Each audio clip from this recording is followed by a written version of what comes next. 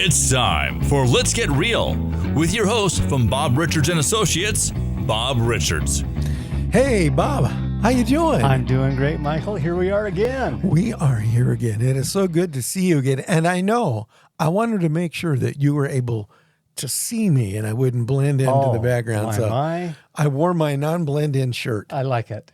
It definitely did the trick. You can actually see me today. I can see you, absolutely. Yeah. I'm not going to blend into the background today. Nope. Well, we've had an exciting past few weeks, haven't we? Yes, we have. Yeah, a lot of things have been going on. A lot of things are announcing down here in St. George. And just, boy, spring is here. Summer's around the corner. And school's out. All these other things are going on. What, summer's here? Almost? Almost. Yeah, felt like it yesterday, but it's still nice. I'm going to head to the lagoon. I'll see you later. Hey. Not a bad idea. Well, I know we got some cool stuff to talk about today. We do.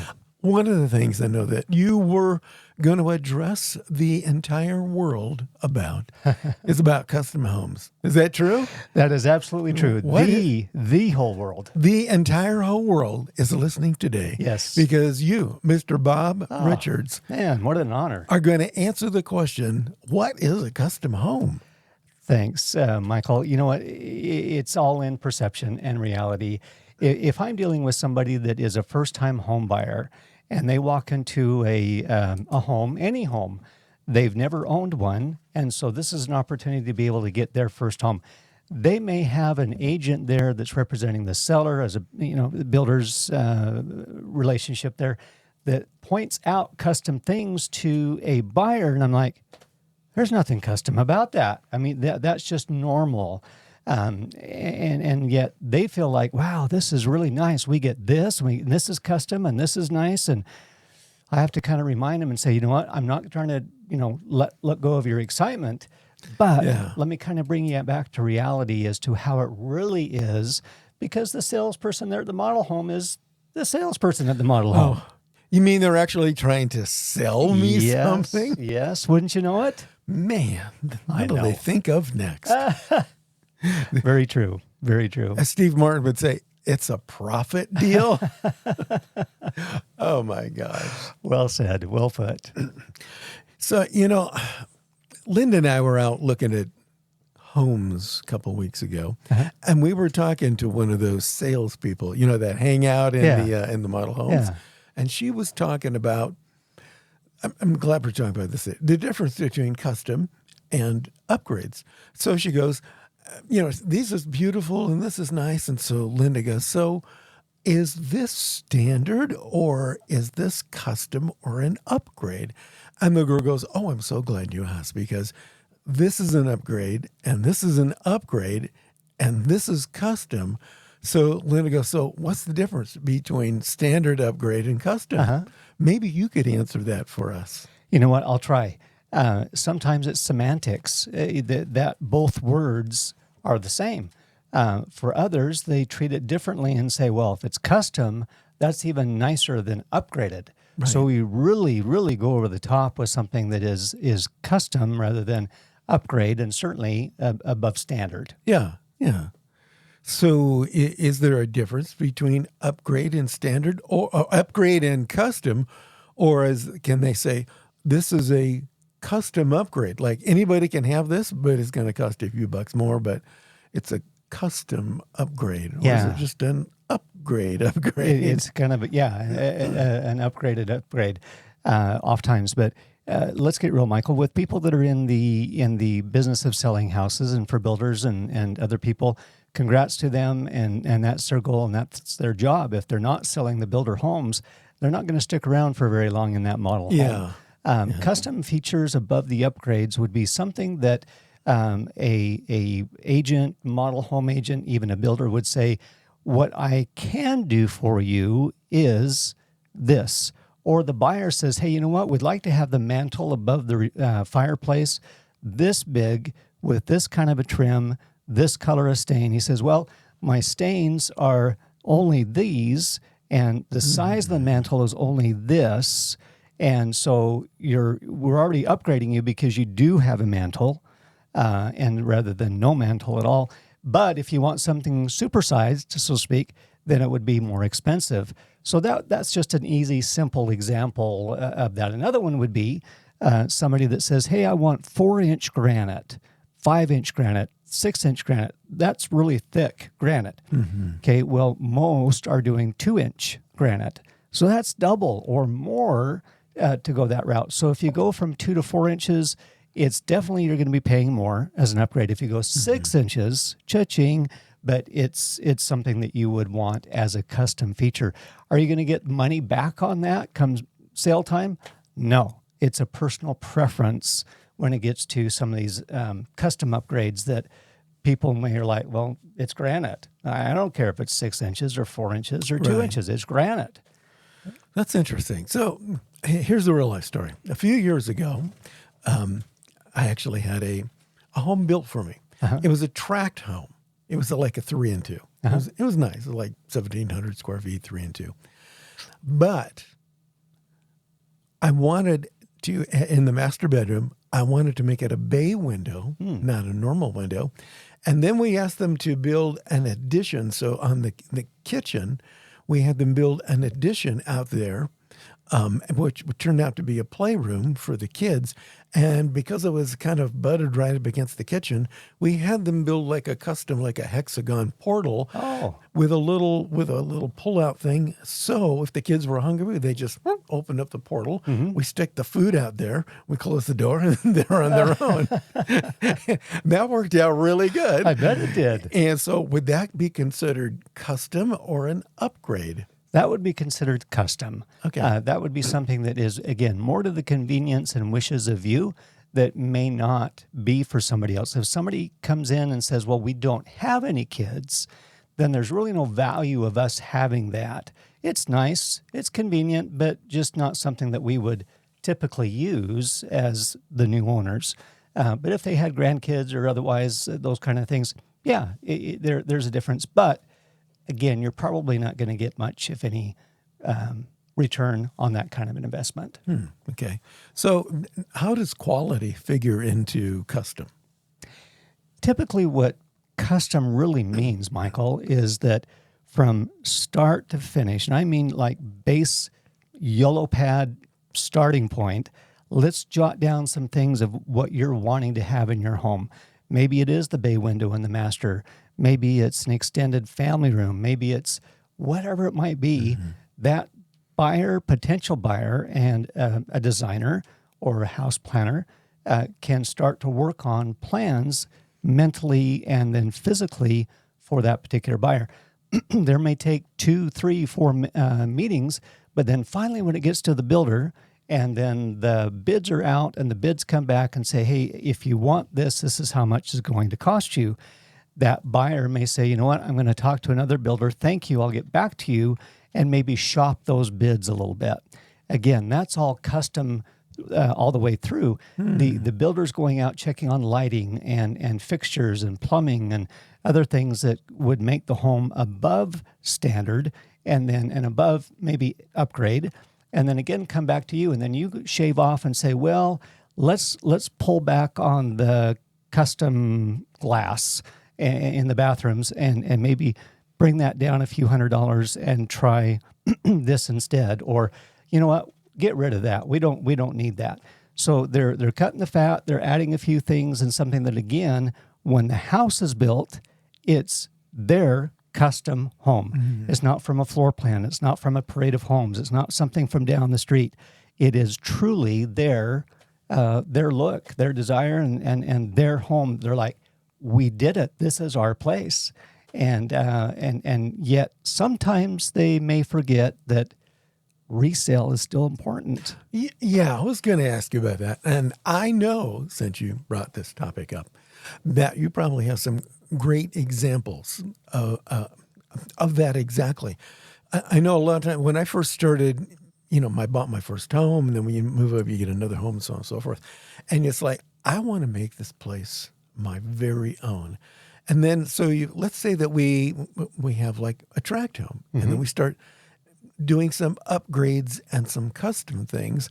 But then we start thinking, I've always wanted this. I've always wanted that. And then it starts to become more upgraded and more custom. Actually, more, I've always looked at customized, like personalized. I want to make this Oh, great word. personalized for me and my family. I want this to feel like my home. So I'm going to do these things and these things and these things. Where does it come to the point after I'm personalizing and customizing my home that you, Mr. Bob Richards, real estate agent extraordinaire, are going to say, hey, Mike, those are really good things, but I want you to know we're kind of at the peak of our resale value and you're approaching, you might be overbuilt for the market. Do you want to live here for the next 30 years or are you going to flip this thing in 3 years? Mm-hmm. Well, where's the fine line with that? Yeah, it's called the diminished returns. Yeah, and so you're above what your value would be. Anything on top of that is potential and likely loss in value. So you've got an extra $20,000 that probably people will not pay. So that's going to affect your bottom line sales price come resale, because that was good for you, but not necessarily for very many buyers. You and I would both love a music room. Yes. Soundproof the walls and be able to practice and do it our thing as guitarists and bassists respectively. And yet, would that bring us any money back? No, it's not going to. It'll be a room for somebody, but it's not going to be the use of quiet outside and nobody that's hearing us practice. And so that's just another example. That's actually a true story I've never told you about. But in that same house, there was an extra room. And Sam, the guy I was working with, so he goes, so what do you want to do with this room? I go, I want to make this into a music room.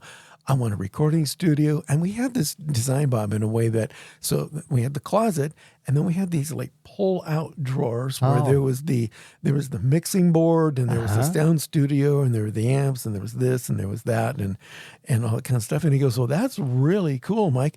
So how long do you plan on living here? I don't know, 3 to 5 years. And he goes, so do you realize that you're probably like one of 3 people I know of that can actually use this?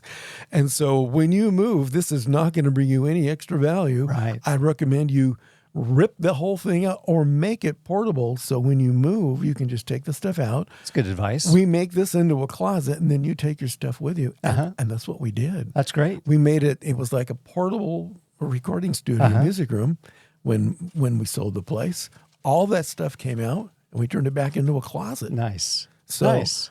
But at least I had a real estate agent who said, absolutely, you may want to rethink this whole thing, because this is not going to increase the value of your home $20,000. Exactly right. In fact, it might be a detriment because nobody else wants a recording studio. Yeah, they're like, well, what do I do here? Or what? This is foreign to me, and they're not quite sure what they would use it for. Just simply a waste. Yeah, it was a waste. So, are there any other traps that everyone throughout the world we know is listening right now should know about custom features? What are some of the traps that they could fall into? Yeah, when a builder, understand this, Michael, with all of these upgrades, custom, whatever, there's money, there's cash. It's called a cash cow.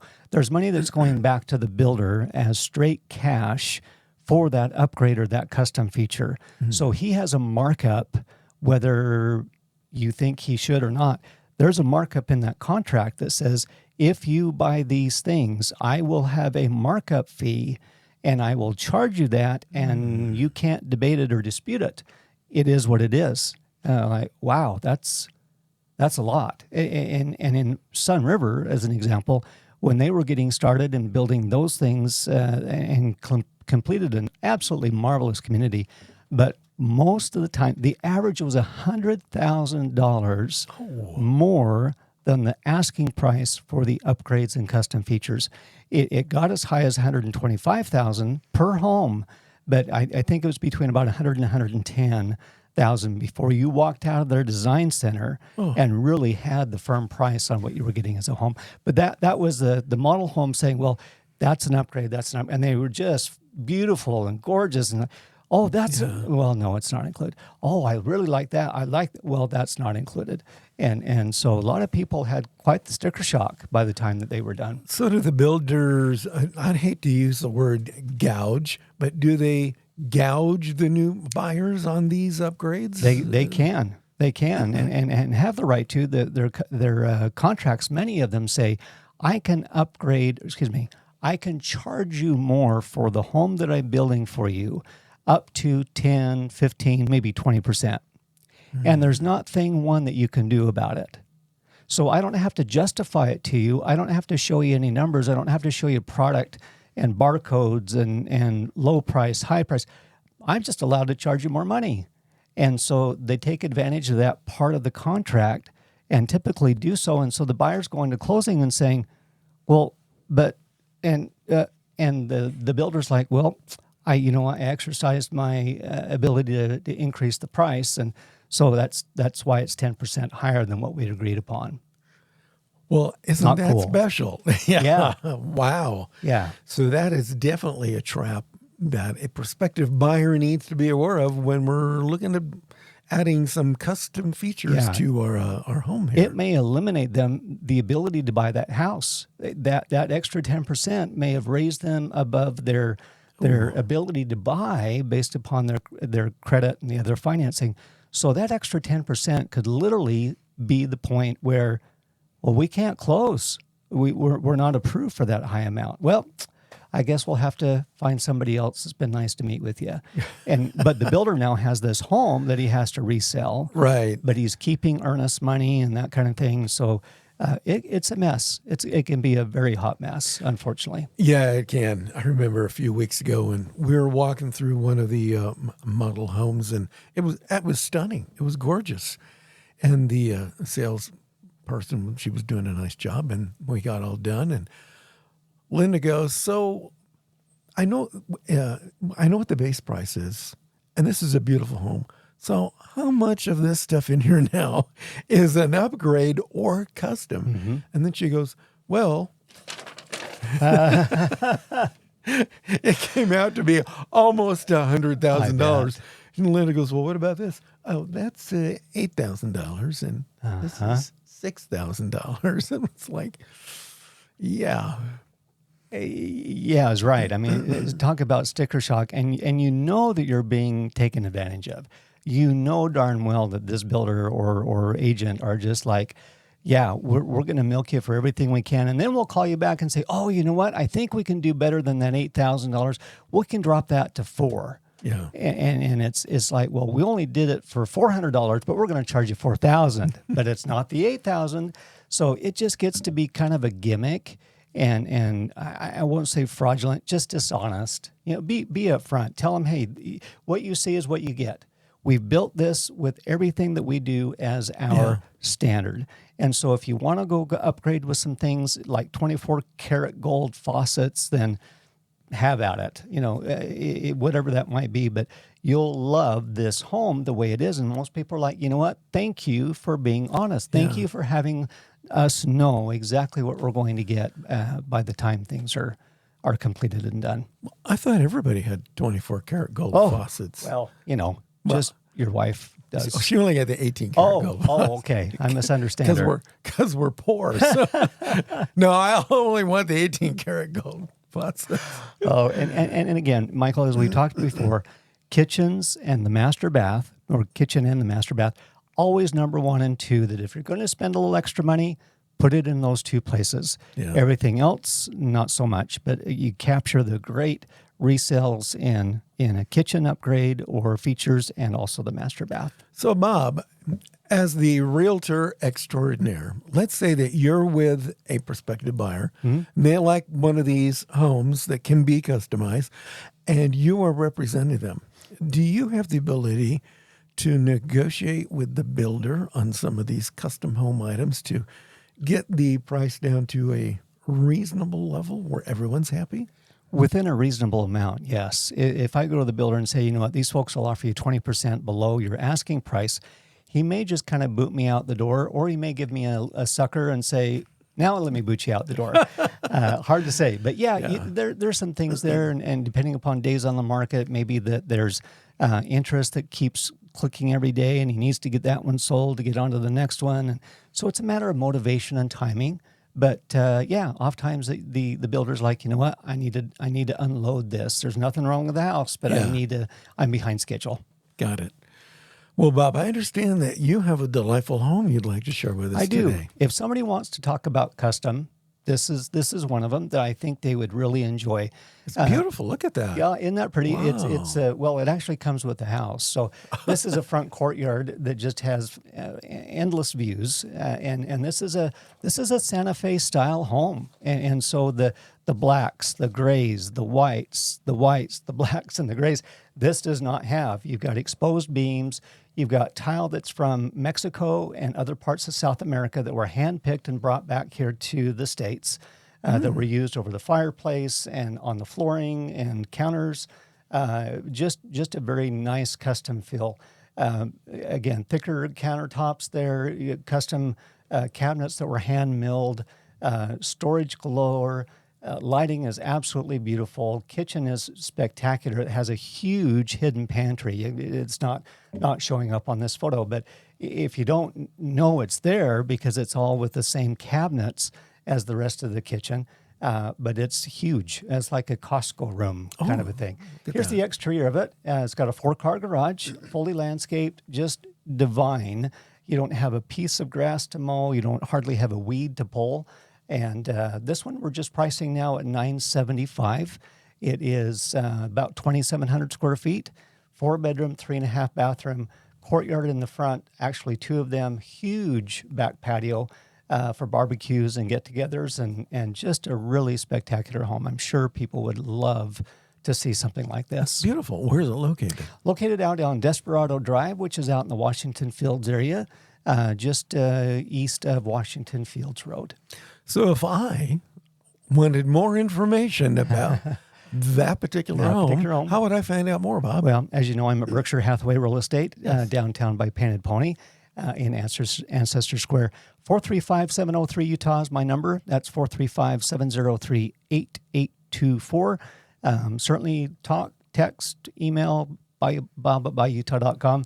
And however people need to reach me, use a flare gun. I promise I'll respond. He will absolutely do that. Oh, and by the way, Bob, why don't we promo what your next podcast is going to be about? Thank you. You know what, Michael? We're going to talk about disclosures. Ooh. That's a very hot topic. It's a very real topic, and it can be a very expensive topic. So that's what we're going to be talking about in our next one. Cool. Well, thank you very much. We'll see you guys again on the next podcast.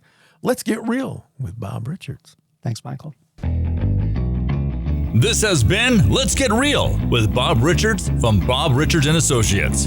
For more information, buyutah.com. We invite you to return again for another edition of Let's Get Real with Bob Richards from Bob Richards & Associates.